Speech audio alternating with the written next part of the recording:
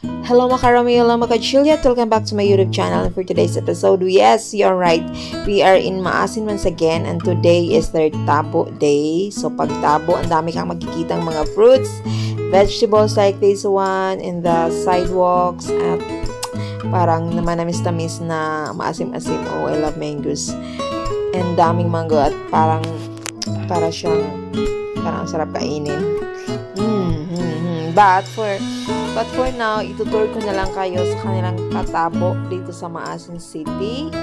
Diyan lang kayo guys, stay put.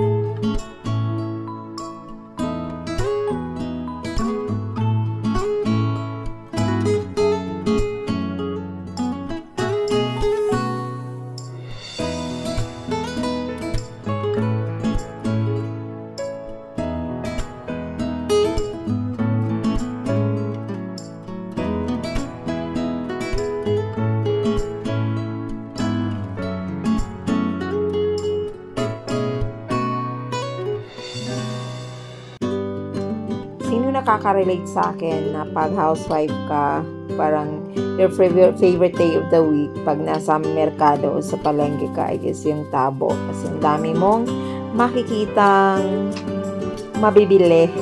From root crops to veggies to fruits, and ang dami nilang pwedeng bilhin. Ganahan po tayo maghanjo-hanjo, no? Especially kung kaila-kaila, suki.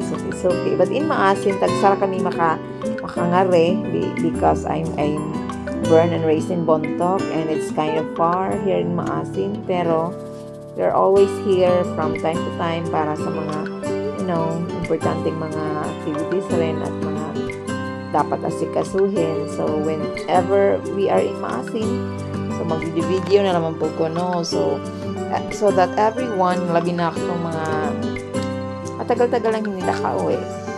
So, makakita man lang ng glimpse, kahit glimpse man lang sa ating capital ng ating province.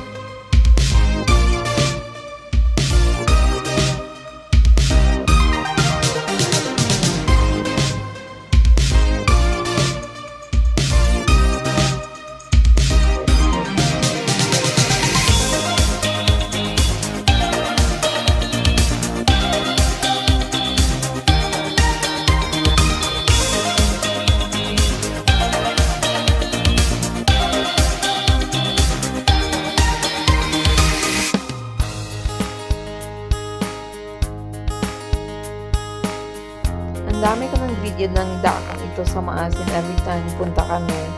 Nakukuha ko talaga itong part nito kasi I love this part. Parang makikita mo pa yung rural life na basta maganda dito at makikita mo pa kasi yung dagat. Hindi pa lubos na takpan ng ulan kasi nag-reclamation project sila dito. And makikita mo yung mga buildings na everywhere. You can still see the mountains sa bandang dun sa unahan. So, I really love this spot of Maasin.